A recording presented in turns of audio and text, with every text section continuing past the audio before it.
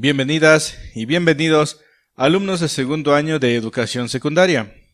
En esta ocasión veremos el tema relacionado con Chichén o Chichén Itzá y que se va a englobar dentro de lo que se denominan los mayas del posclásico, ¿de acuerdo?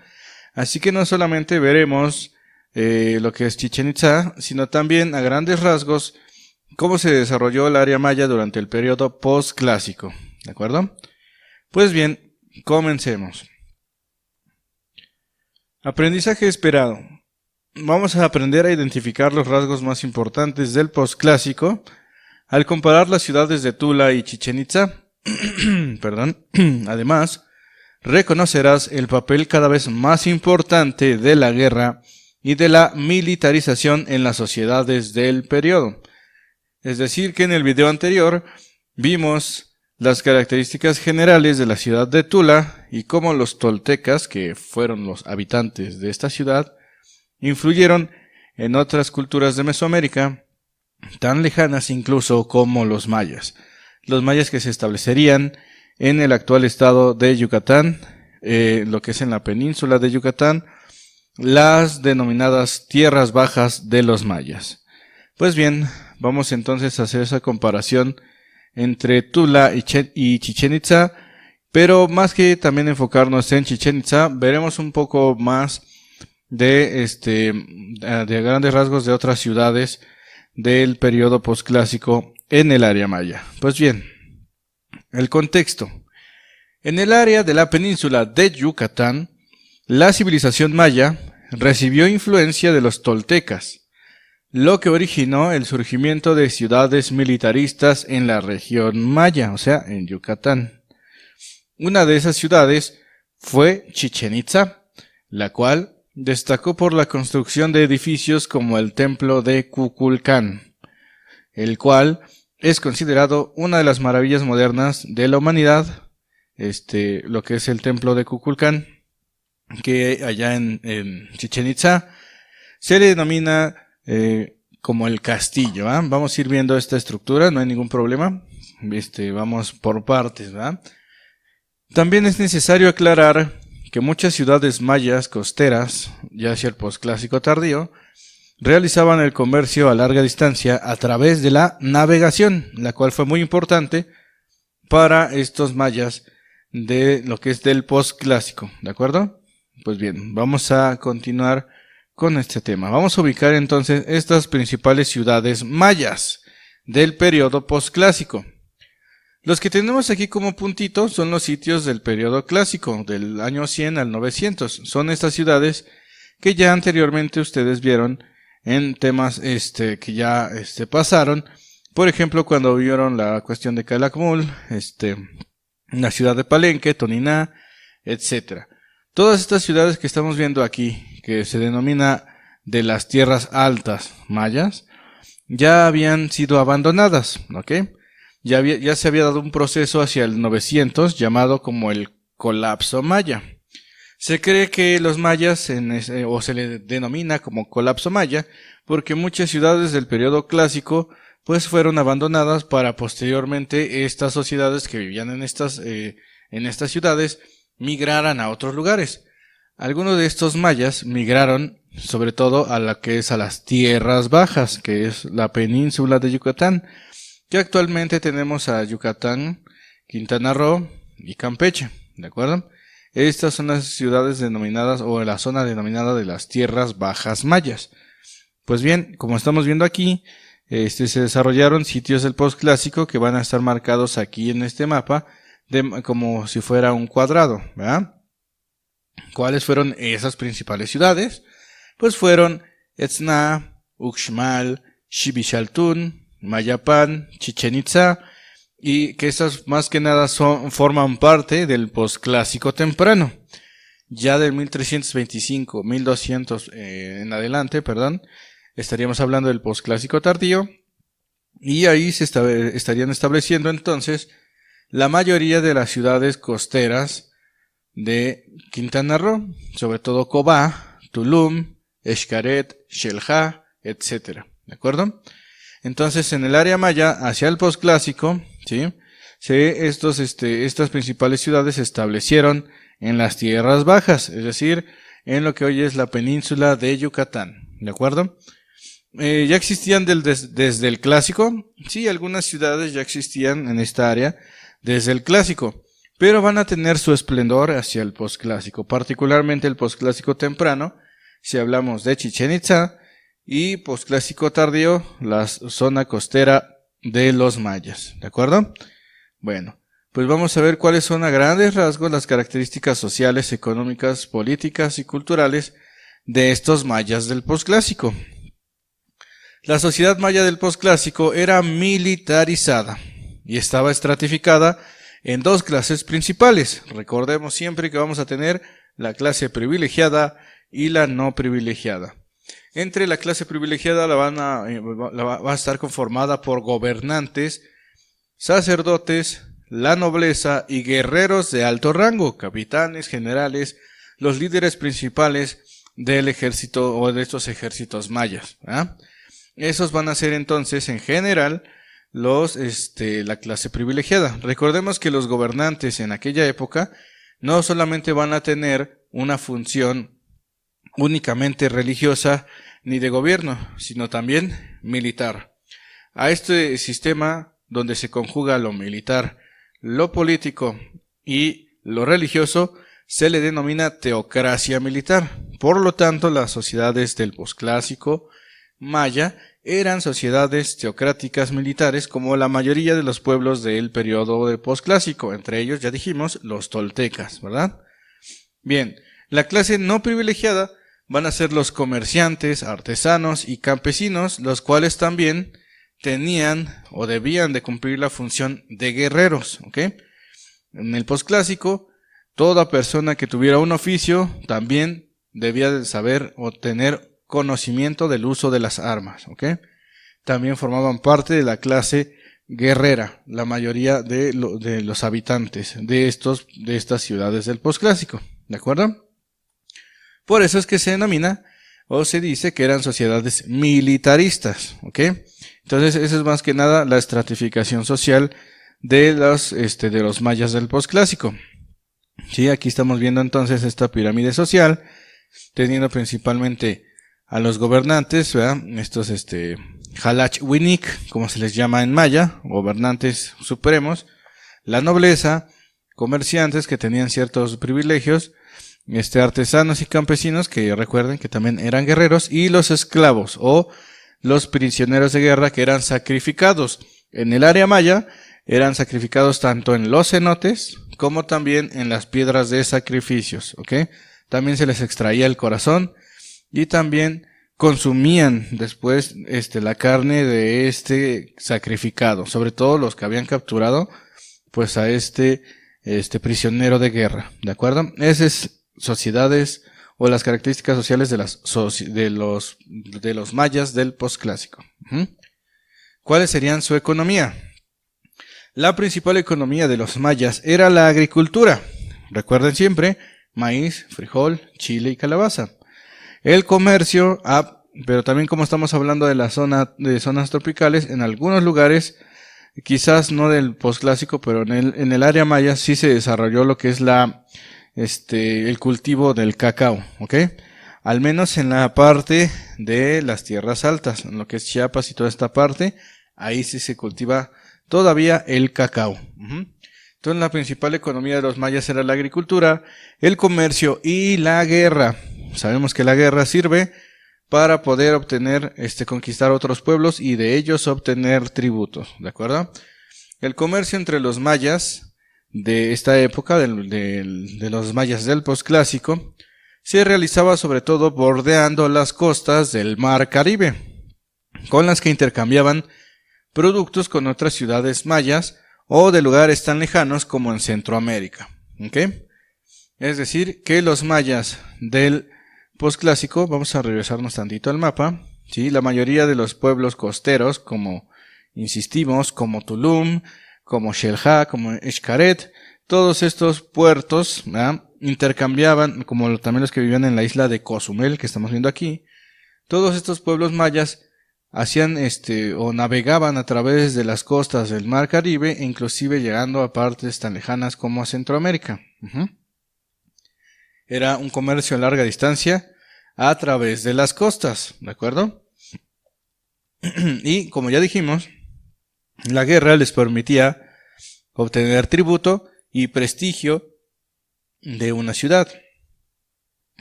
En este caso, pues la ciudad más importante del posclásico temprano va a ser Chichén Itzá, ¿okay? Que después se va a unir a Uxmal y a la ciudad de Mayapán, y los tres van a conformar la famosa Liga de Mayapán, ¿de acuerdo?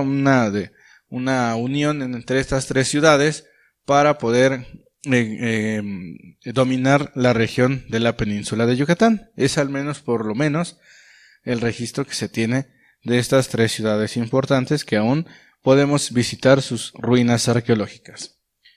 Y este es un ejemplo de cómo una representación, cortesía de arqueología mexicana, de cómo pudieron haber sido estos enclaves comerciales, es decir, estos lugares donde llegaban los mayas a intercambiar productos en las costas, ¿verdad? Sobre todo, aquí estamos viendo cómo esta es una ciudad maya costera, y ahí pues se realizaban el intercambio de productos, los famosos tianguis, que es algo que proviene, esta tradición del tianguis o del mercado, es algo que es una tradición muy prehispánica y que sigue continuando en la actualidad, ¿verdad?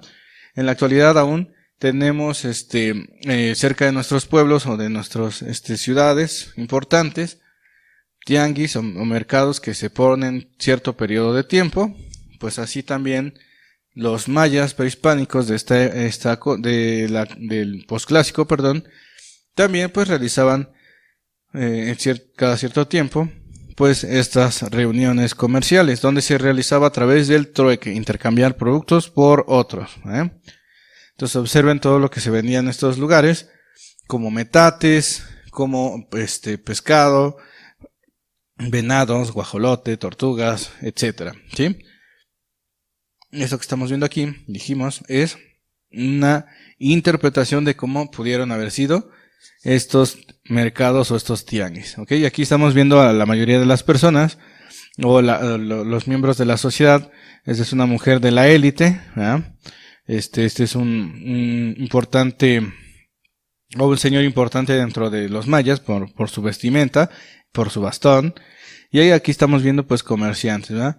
O también a veces los campesinos recogían sus cosechas y también a veces ese excedente iban y lo intercambiaban en estos tianguis, ¿ok?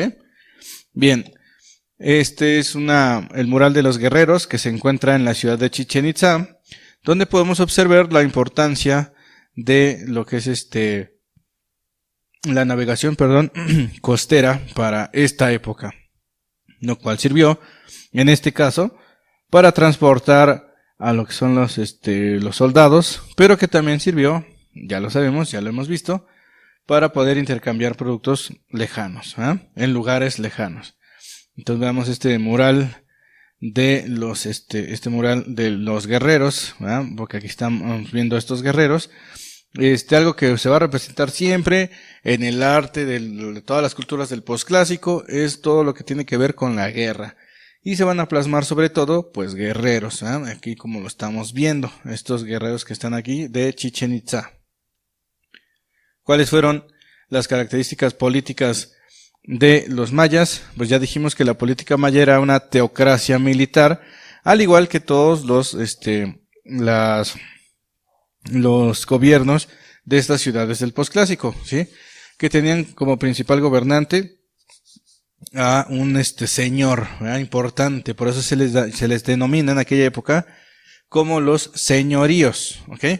Entonces la política maya era una teocracia militar en la cual el gobernante, este señor importante, tenía funciones de gobernante, de funciones religiosas y funciones militares, ¿sí? Por eso es una teocracia militar.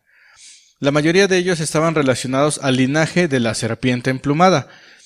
Es un símbolo que se repite mucho, que viene desde Teotihuacán prácticamente, incluso se dice que desde antes, pero que en Teotihuacán se ve muy representado este símbolo de la serpiente emplumada.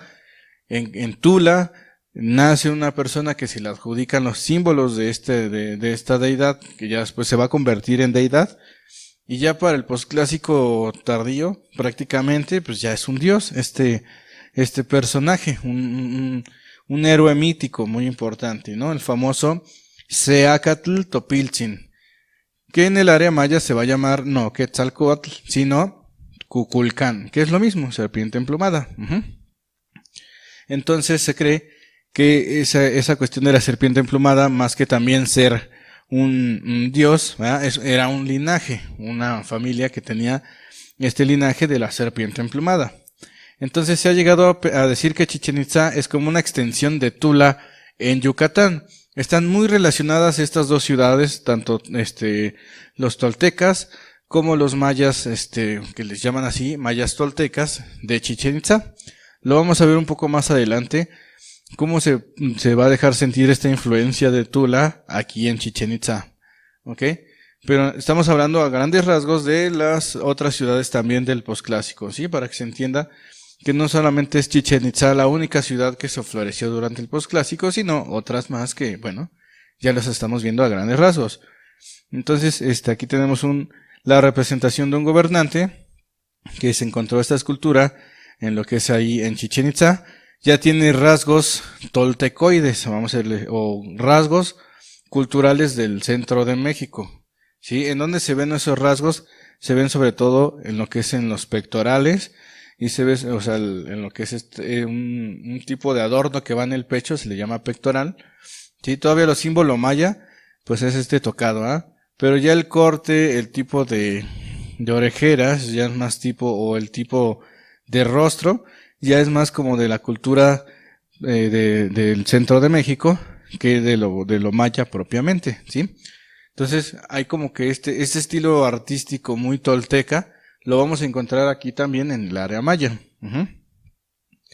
Y bueno, ¿cuáles son las características culturales de los mayas del posclásico? Bueno, ellos se caracterizaban por la construcción de edificios con símbolos de guerra, muerte y sacrificio humano. Eso más que nada va a ser la iconografía o los símbolos, ¿verdad? O las imágenes que vamos a ver en sus edificios, en sus esculturas, en sus templos. Vamos a ver siempre guerreros, o vamos a ver siempre cráneos, o huesos y calaveras, o vamos a ver escenas de sacrificio humano. Eso es algo muy propio de lo que son las culturas del posclásico.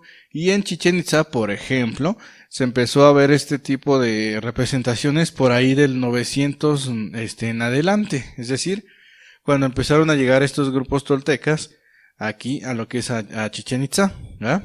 Que de hecho Chichén Itzá significa el lugar de los brujos del agua, ¿ok? Itzá o los Itzáes son estos brujos del agua, son una etnia maya, ¿sí? Que se estableció ahí en Chichén, ¿de acuerdo? Pero después van a llegar, aparte de los Itzáes, pues van a llegar estos grupos toltecas, ¿verdad? Estos grupos que en aquella época en las crónicas les ponen como los mexicanos o como los que vienen, del centro de México, y ellos son los que de cierta manera van a traer todos estos elementos que ya vimos de la guerra, la muerte y el sacrificio humano, y que posteriormente se van a arraigar o a adoptar ahí en Chichén Itzá, y también los vamos a ver representados en esta ciudad, pero no solamente ahí, sino prácticamente en todas estas ciudades que estamos nombrando del periodo posclásico. Esto último, lo del sacrificio humano, se ve representado en la cancha del juego de pelota de Chichén, la más grande de Mesoamérica, ¿sí? Si ustedes quieren, desean saber o conocer la cancha de juego de pelota más grande de Mesoamérica, esta se encuentra en Chichén Itzá. Ahorita lo vamos a ver. También de esta época nos quedan tres códices mayas, que son el Códice Dresde, el Códice Madrid y el Códice París. Hay otro códice maya que se llama el Códice Maya de México, pero ese es más antiguo y ese pues aún permanece en nuestro territorio. Los otros códices no están aquí, uno está en España, otro está en Francia, en París, y el otro está en una ciudad, me parece que de Alemania, ¿sí? En Dresden, ¿sí? Entonces ahí es donde se encuentran estos tres códices de origen maya que salieron del posclásico y que se encuentran en estos en estas ciudades, en las bibliotecas de estas ciudades, ¿ok? En ellos, en estos códices, se representan observaciones astronómicas, así como los dioses principales, ¿no? Sobre todo este dios Venus, que es muy relacionado a Kukulcán. Acuérdense que Venus, el planeta Venus, se relacionaba con Kukulcán, y también esa cuestión se la traen los toltecas, ¿ok? También son comunes en muchos pueblos mayas los famosos chultunes, depósitos subterráneos donde se almacenaban alimentos e inclusive agua. Ok, vamos a ver entonces un poco de estas características culturales y vamos a ver en general las características de Chichén Itzá, y con esto concluiríamos nuestro video. Pues bien, este es un chultún. En lo que es en las tierras bajas mayas, ¿sí? Toda el agua de lo que es la península de Yucatán se encuentra de manera subterránea, ¿de acuerdo? Ustedes conocen o seguramente han escuchado hablar de los famosos cenotes, ¿verdad? Que son aberturas, o son como hoyos, vamos a decirlo, hoyos al aire libre, ¿sí? Agujeros al aire libre donde podemos ver en el fondo, pues agua, ¿verdad? Pero esa agua que está ahí almacenada no solamente es por agua de lluvia o o porque se fue llenando de algún otro modo, sino porque esa agua que está ahí se abastece de ríos subterráneos, ¿ok? Es algo muy común en el área maya, lo que es estos ríos subterráneos, ¿sí? Por el tipo de roca kárstica que pues está ya en en lo que es la península de Yucatán. Pues bien, los mayas del posclásico a veces, o más bien siempre, tuvieron el problema de la escasez de agua, ¿sí? Porque el agua no se encuentra en la superficie. Tenían que excavar para poder obtener el agua. Entonces muchas veces ellos tenían que construir lo que se denominan los famosos chultunes, que podían funcionar como cisternas, o sea, para poder almacenar agua, o también para almacenar alimentos.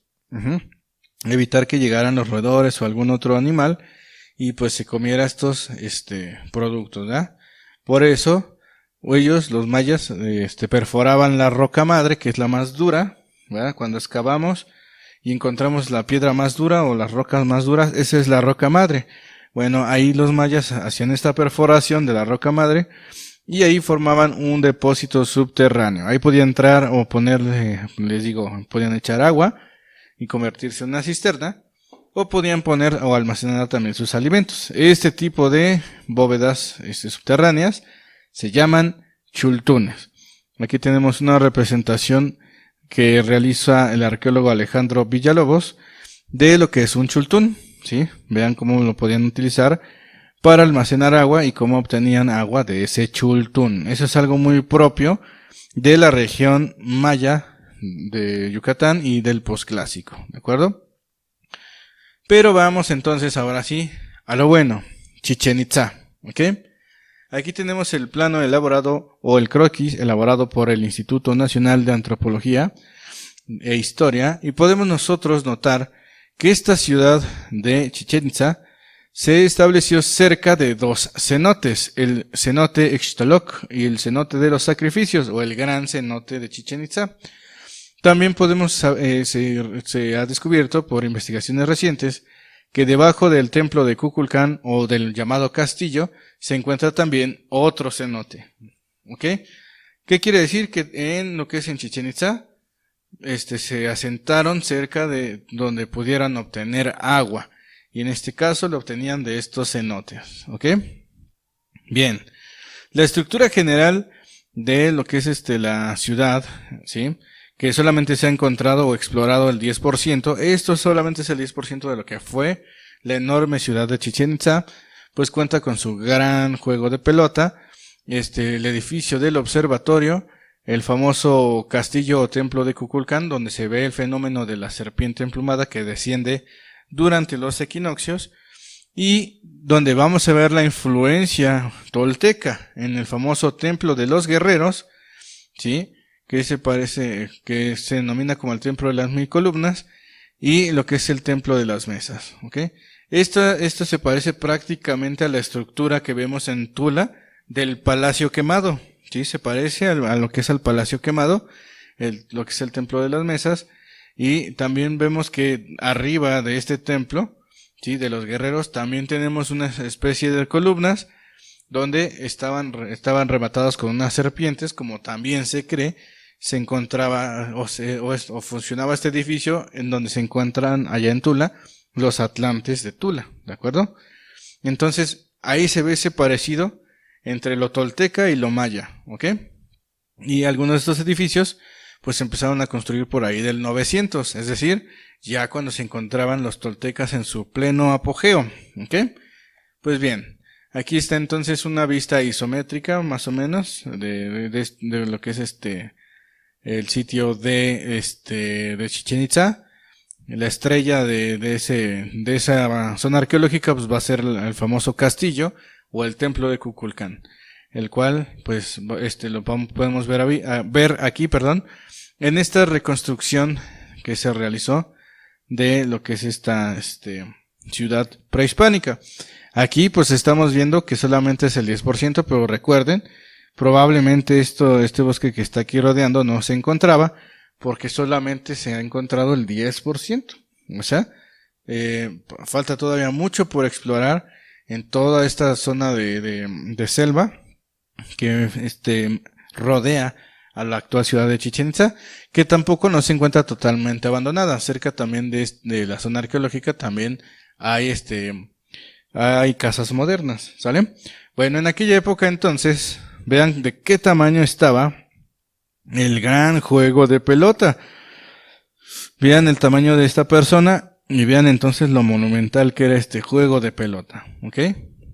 Aquí tenemos entonces el templo de Kukulcán en la actualidad, el cual tiene 9 niveles, los cual probablemente represente los 9 niveles celestes para llegar al lugar sagrado, que era el lugar de la dualidad, ¿verdad?, que se encontraba del 9º cielo al 13º. Los mayas creían, así como la mayoría de los mesoamericanos, creían que existían 13 cielos, 9 inframundos y una tierra que estaba conformada por un gran caimán, ¿verdad? Un gran caimán. Entonces nosotros vivíamos en la espalda de este gran caimán. Y arriba de este gran caimán había 9 cielos. Entonces se cree que representan esos 9 cielos. Los escalones del templo de Kukulcán da una suma de 365, ¿sí?, los días del año. Y como dijimos, en equinoccio de primavera y otros fenómenos que son un fenómeno solar, se va a dar precisamente lo que es un juego de sombras donde va a descender esta serpiente emplumada. Hasta el momento los arqueólogos no han certificado, vamos a decir, que este fenómeno sea propiamente prehispánico, ¿sí?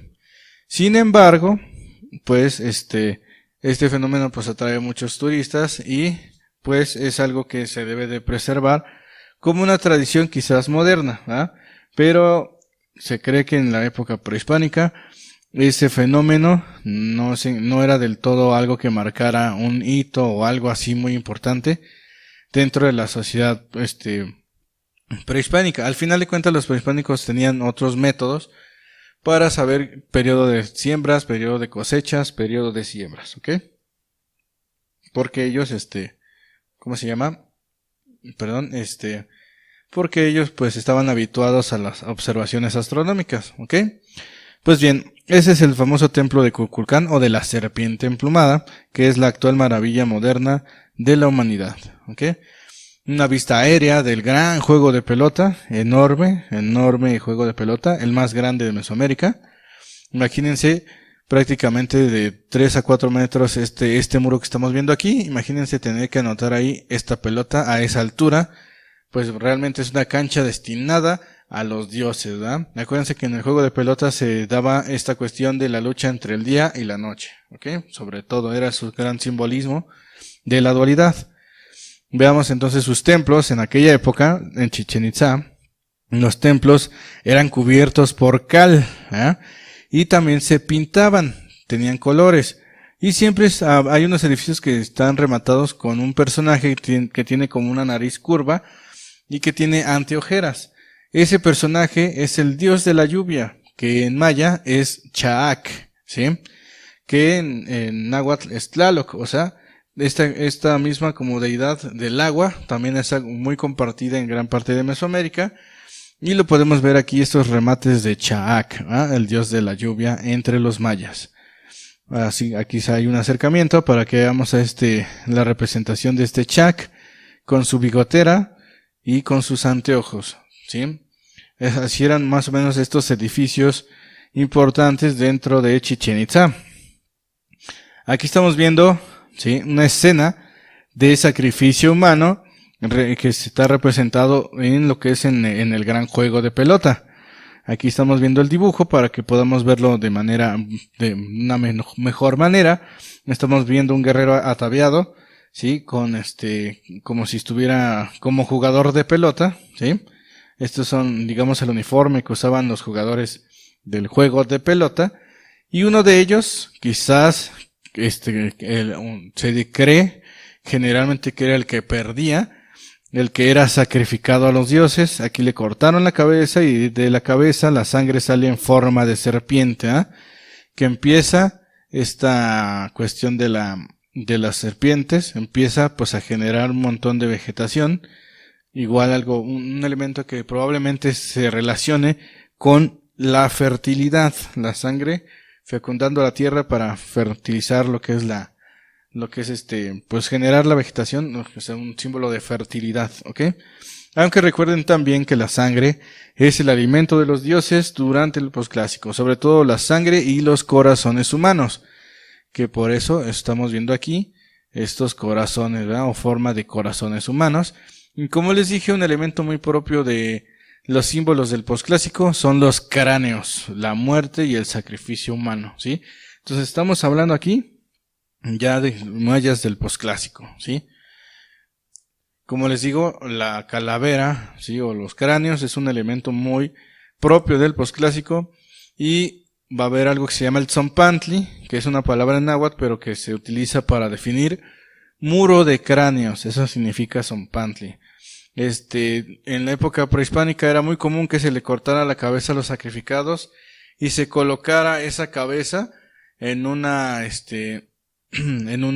como si fueran brochetas, ¿verdad?, brochetas de cabezas humanas, colocadas como postes, ¿verdad? Eso es el tzompantli, ¿sí? Se podrían obviamente esas cabezas y quedaba solamente el cráneo. Entonces, entre los mayas se cree que también se hacía esta práctica, y es algo muy propio también del periodo posclásico. Aquí estamos viendo algunos de los muros de las columnas, ¿verdad?, de las famosas sección que se llama el templo de las 1000 columnas. Estas columnas tenían las representaciones de guerreros, o las podemos ver, aunque ya en la actualidad ya no tienen color, pero finalmente podemos ver a estos guerreros representados en esta zona llamada del templo de las 1000 columnas. No son 1000 columnas tal cual, son prácticamente entre 200, 300 columnas, pero que en cada una de ellas están representados guerreros. Esto, muchachos, es finalmente lo que relaciona a Chichén Itzá con los toltecas. Porque si ustedes ven el templo B, donde se encuentran arriba los atlantes de Tula, prácticamente tiene esta misma estructura arquitectónica que estamos viendo aquí. Y es por ello que se dice que Tula y Chichén Itzá estuvieron relacionadas culturalmente, aparte de todas estas evidencias que ya vimos del sacrificio humano, de la muerte, sí, y de la guerra. También esta estructura arquitectónica o elementos constructivos arquitectónicos son muy propios, que se repiten en Tula, y lo estamos viendo aquí en Chichén Itzá, ¿ok?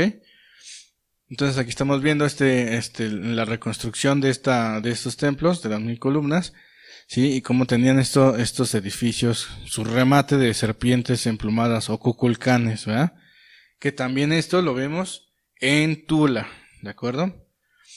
Otro edificio importante de Chichén Itzá va a ser el observatorio, ¿sí?, o también se denomina el edificio del caracol, porque tiene una escalera que tiene forma de caracol. Esta es la reconstrucción de ese edificio, y como ustedes están viendo, tiene o se construyó tomando en cuenta la orientación del sol. Esa era principalmente su función y por eso es que se le llama el observatorio. También va a tener un remate de un dios, del dios Chaak, y también va a tener estas cabezas de serpiente emplumada que pues ya en la actualidad pues ya no tienen color, y obviamente también esta estructura pues se cayó, ¿verdad? Y solamente queda pues los restos de lo que fue el observatorio, ¿sí?